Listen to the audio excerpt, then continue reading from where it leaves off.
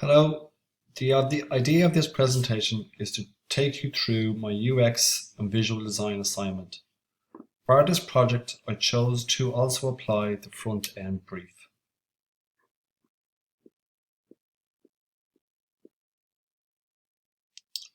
My research was concerned with the urban renewal in a rural context. It looked into the key areas of community renewal and civic engagement.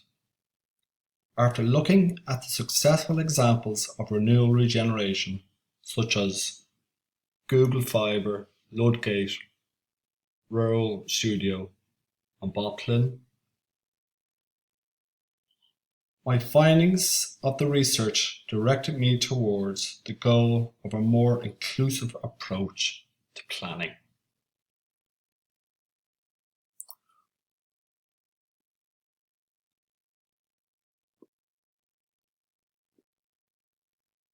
Once I had settled on an approach, I started developing sustainable personas that would narrow down the goal of my users.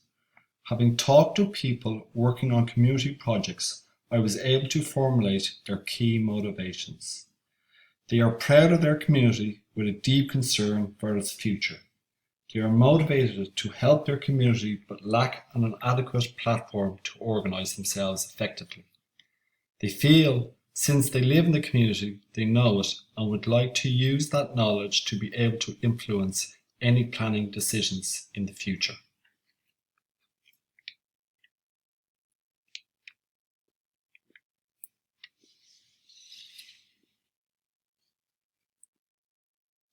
The next phase was to find a suitable UX solution. I narrowed down the aims of a solution from the user's perspective, and that was to be involved in the planning process to have direct usable input.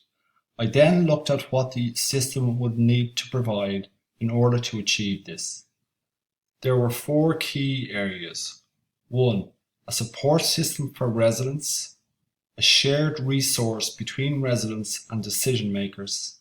3. An adequate communication structure so that everybody on both sides understands what's happening. And 4. A shared reality of what's to come in the future.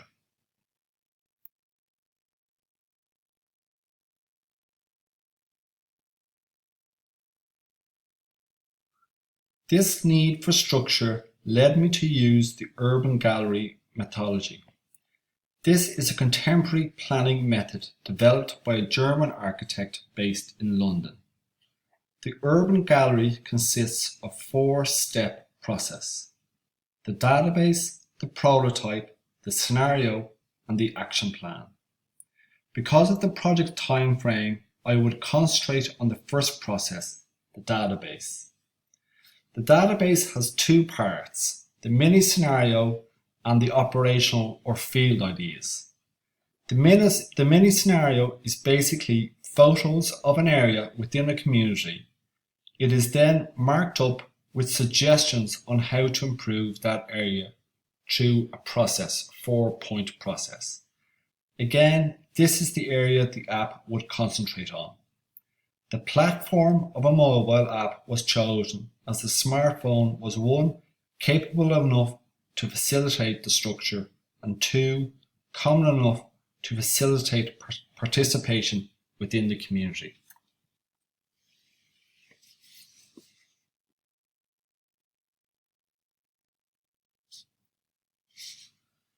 I next tried to break down the decision-making process of my user, from an initial thought right the way through to documenting the idea, uploading it to the app, and looking for feedback on it. This process was broken down into 5 stages: discover, investigate, prepare, involve, and connect. The discovery stage looked at the user formulating their planning idea. Investigate was how they could share their idea.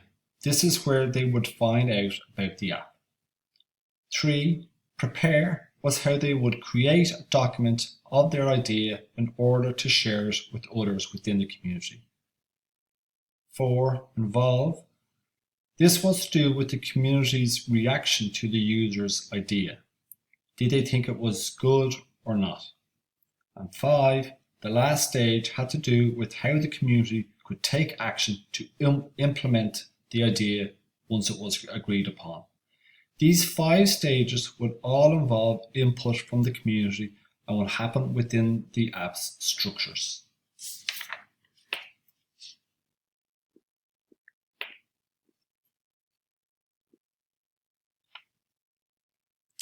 The 4th stage was developing a visual system that the user could successfully use.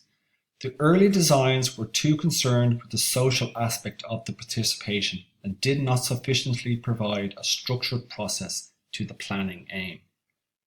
I moved the design focus more to providing the user with the necessary functions of documenting their idea and then uploading it to the gallery for feedback.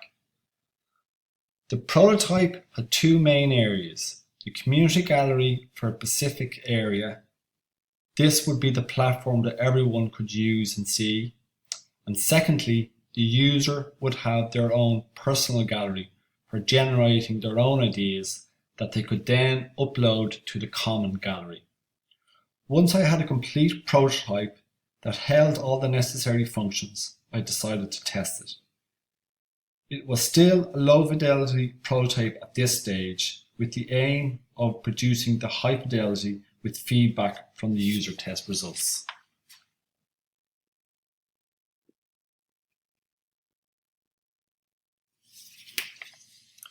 For the user's testing, I would use the SUS process. The System Usability Scale is a proven format for evaluating the usability of digital systems. The scale is similar to a Likert scale, 1 being disagree and 5 being agree. Once the test is done, the participants are asked 10 template questions and to rank their answers between 1 and 5. I used 3 participants and asked each of them to perform a number of tasks using the prototype. The prototype was uploaded to my Android phone and given to the participant at the start of the test. On this iteration of the prototype, the results came in under 51, which means there were still some usability issues. I was able to document these issues and make the necessary adjustments when producing the high fidelity prototype.